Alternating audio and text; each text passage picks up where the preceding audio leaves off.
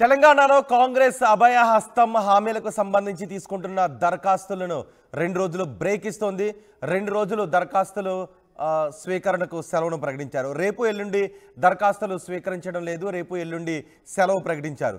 రేపు డిసెంబర్ 31 ఎల్లుండి కొత్త సంవత్సరం. 2 రోజుల పాటు దరఖాస్తులకు అధికారిక సెలవును ప్రకటించింది తెలంగాణ ప్రభుత్వం. మళ్ళీ 2వ తారీఖు నుంచి 6వ తారీఖు వరకు దరఖాస్తుల స్వీకరణ ఉంటుంది అని చెప్తున్నారు. ఇప్పటికే 28వ తారీఖు నుంచి 6వ తారీఖు వరకు దరఖాస్తులు స్వీకరిస్తూ ఉన్నారు 6 గ్యారెంటీలకు సంబంధించి. అంతేకాదు ఒకటి అందరూ కూడా గుర్తుపెట్టుకోవాలి, చాలామందికి ఒక డౌట్ కూడా ఉంది, దానిపై పూర్తి క్లారిటీ ఇస్తున్నాం. 6వ తారీఖు తర్వాత కూడా దరఖాస్తులు తీసుకుంటారు. 6వ తారీఖు వరకు ఈ ప్రజాపాలన వేదికల దగ్గర దరఖాస్తులు తీసుకుంటూ ఉంటే 6వ తారీఖు తర్వాత జనవరి 6వ తారీఖు తర్వాత సంబంధిత అధికారులు మీ దగ్గర నుంచి దరఖాస్తులు తీసుకుంటారు. సో ఈ విషయాన్ని ప్రజలు గుర్తుపెట్టుకోవాలి అని అధికారులు కూడా చెప్తున్నారు. సో ఇప్పుడు ఈరోజు రేపు ఎల్లుండి సెలవును ప్రకటించారు. 31వ తారీఖు అలాగే కొత్త సంవత్సరం నూతన సంవత్సరం 1వ తారీఖు సందర్భంగా డిసెంబర్ 31 జనవరి 1 సందర్భంగా 2 రోజులు దరఖాస్తుల స్వీకరణకు సెలవులు ప్రకటించారు. మళ్ళీ 2వ తారీఖు నుంచి 6వ తారీఖు వరకు దరఖాస్తుల స్వీకరణ ఉంటుంది. 28న మొదలైన దరఖాస్తుల స్వీకరణ 2 రోజులు సెలవు తీసేస్తే ఇక 8 రోజులే ఉంటుంది.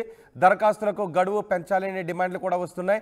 అయితే దరఖాస్తుల స్వీకరణ 6వ తారీఖుతో ముగిసిపోదు అని ఇంతకు ముందే అధికారులు కూడా క్లారిటీ ఇచ్చారు. 6వ తారీఖు తర్వాత కూడా సంబంధిత అధికారులకు దరఖాస్తుదారులు దరఖాస్తులను సబ్మిట్ చేయొచ్చు అని చెప్తున్నారు. ఒకసారి మా ప్రతినిధి మధుతో మాట్లాడదాం.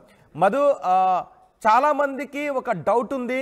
ఇప్పుడు 28 నుంచి 6వ తారీఖు వరకు దరఖాస్తులు స్వీకరిస్తున్నారు. రోజు రోజుకు దరఖాస్తుల వెల్లువ పెరుగుతోంది. మొదటి రోజు కంటే 2వ రోజు దరఖాస్తులు చాలా ఎక్కువగా వచ్చాయి. ఈ నేపథ్యంలో 2 రోజులు సెలవులు ప్రకటిస్తే ఆ రోజులు సరిపోవనే భయం కనిపిస్తుంది. సో దరఖాస్తు గడువు పెంచాలని అంటున్నారు. సో గవర్నమెంట్ చెప్తోంది 6వ తారీఖు తర్వాత కూడా దరఖాస్తులు స్వీకరిస్తారు సంబంధిత అధికారులు అని చెప్తున్నారు. సో దీనికి సంబంధించి ఏదైనా పూర్తి క్లారిటీ ఇస్తున్నారు? ఇప్పటికీ కొంచెం గందరగోళం కనిపిస్తోంది. ఈ 2 రోజులు సెలవు అంటే ఉన్న రోజులే తగ్గిపోతాయేమోననే ఆందోళన ప్రజల్లో కనిపిస్తోంది. అంటే ప్రభుత్వం నిర్ణయించిన షెడ్యూల్ ప్రకారమే దరఖాస్తుల స్వీకరణకు నిర్ణయం తీసుకోవడం జరిగింది. గతంలో ప్రభుత్వం చెప్పింది ప్రభుత్వ హాలిడేస్ తప్ప మిగతా సమయం మొత్తం కూడా అందుబాటులో ఉండాలనేటువంటిది గతంలోనే ప్రకటించినటువంటిగా 31 అంటే డిసెంబర్ 31 జనవరి 1వ తారీఖు రోజు దరఖాస్తుల స్వీకరణ ఉండదనేటువంటిది స్పష్టం చేశారు. కానీ ఇప్పుడున్నటువంటి సమయం అంటే ప్రజల నుంచి వస్తున్నటువంటి రెస్పాన్స్ చూస్తే సమయం సరిపోదేమో అన్న ఒక ఆలోచన కలుగుతా ఉంది. ప్రజలు కూడా దీన్ని డిమాండ్ చేసేటువంటి అవకాశాలు ఉన్నాయి త్వరలోనే. ఈ మొదటి 2 రోజుల్లో వచ్చినటువంటి దరఖాస్తులకు సంబంధించినటువంటి రెస్పాన్స్ చూస్తే చివరి రోజుకి అంటే జనవరి 6వ తారీఖు రోజు వరకు చాలా పెద్ద ఎత్తున దరఖాస్తుల స్వీకరణ జరిగే అవకాశం కనిపిస్తా ఉంది. ఇప్పుడు నగరాల్లో ఉన్నటువంటి వారు వివిధ ప్రదేశాల్లో ఉన్నటువంటి వారు ఇంకా వారి సొంత గ్రామాలకు సొంత ప్రదేశాలకు చేరుకోలేదు.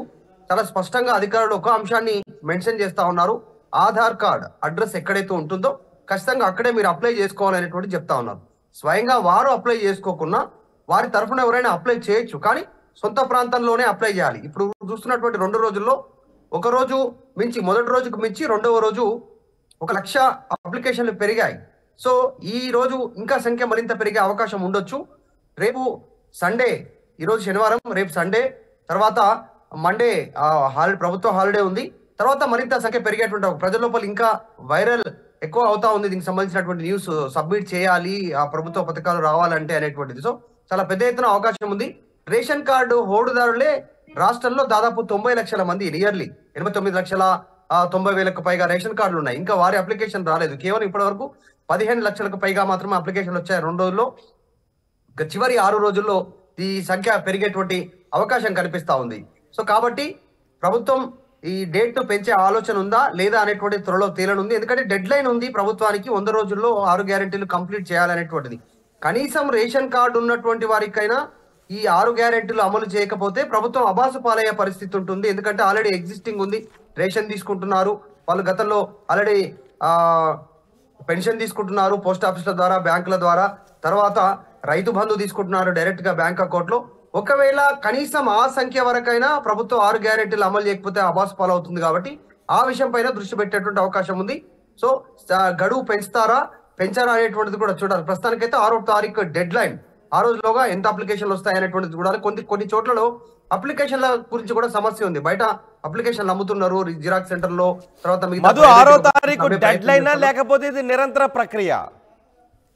అంటే మూకుమ్మడిగా ఒకే చోట అంటే ప్రభుత్వ కార్యాలయాల్లో ఏదైతే మండల ఆఫీసులో తీసుకుంటారో తర్వాత 6 తారీఖు తర్వాత, కానీ మనమే వెళ్ళి సబ్మిట్ చేయాల్సి ఉంటుంది. ఇక్కడ కేవలం ఈ రోజు ఇప్పుడు చేసినటువంటి ఏర్పాట్లు ఉండవు. ఇక్కడ ప్రత్యేకంగా కౌంటర్లు ఉన్నాయి. ప్రతి 100 మందికి ఒక కౌంటర్ ఉంది.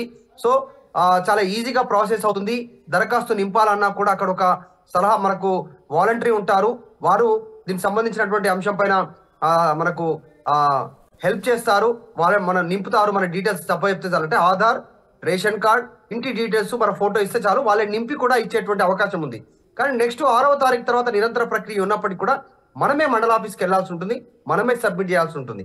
ఈ నిరంతర ప్రక్రియ అని ప్రభుత్వం చెప్తా ఉంది. కానీ మూకుమ్మడిగా మొదటి ఫేజ్ లో ఈ 6 గ్యారెంటీల అమలు కోసం 6వ తారీఖు వరకు తీసుకున్నటువంటి అప్లికేషన్లనే ఈ 100 రోజుల్లో అమలు చేయబోయేటువంటి 6 గ్యారెంటీల అమలుకు ఫస్ట్ ఫేజ్ కింద తీసుకునేటువంటి అవకాశం ఉంది. తర్వాత వచ్చేటువంటి అప్లికేషన్లు కూడా తీసుకుంటారు, తదుపరి తీసుకునేటువంటి అవకాశం ఉంది. సో 100 రోజుల్లో వీళ్ళు పెట్టుకున్న డెడ్ లైన్ కంప్లీట్ చేయాలంటే ప్రభుత్వం భావిస్తా ఉంది.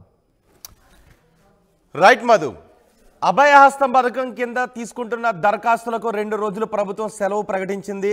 అయితే మొదటి దశలో 100 రోజుల్లోపు ఈ పథకాన్ని అమలు చేయడానికి అర్హులను ప్రకటించడానికి ఇప్పుడు తీసుకునే దరఖాస్తులనే పరిశీలిస్తారు. కాబట్టి 6 తర్వాత అది నిరంతరంగా జరిగినప్పటికీ ఇప్పుడు ఈ దరఖాస్తు కేంద్రాల దగ్గరికి వెళ్ళి సబ్మిట్ చేస్తేనే త్వరగా ఆ పథకాలు అందే అవకాశం ఉంటుందని ప్రజలు భావిస్తున్నారు. ఈ నేపథ్యంలో 2 రోజులు సెలవులు రావడం ఈ రోజులు సరిపో 28వ తారీఖు నుంచి 6వ తారీఖు వరకు సమయాన్ని ఇచ్చారు.